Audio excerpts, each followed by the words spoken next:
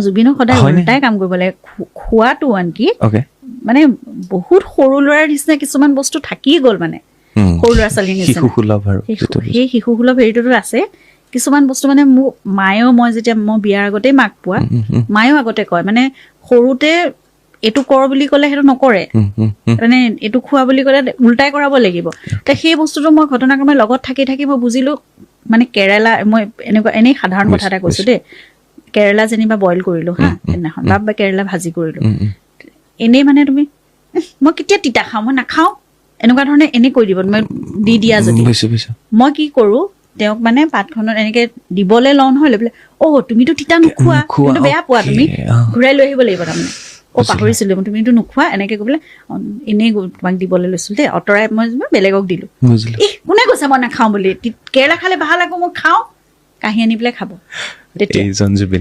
মানে তেনেকে কাম কৰাব লাগিব জুবিনক মানে সেইকাৰণে তুমি মানে কোন সময়ত কেনেকৈ কৰাব লাগে আমাৰ বহুত মেনেজ কৰিব লাগে জানা এতিয়াও মানে আমি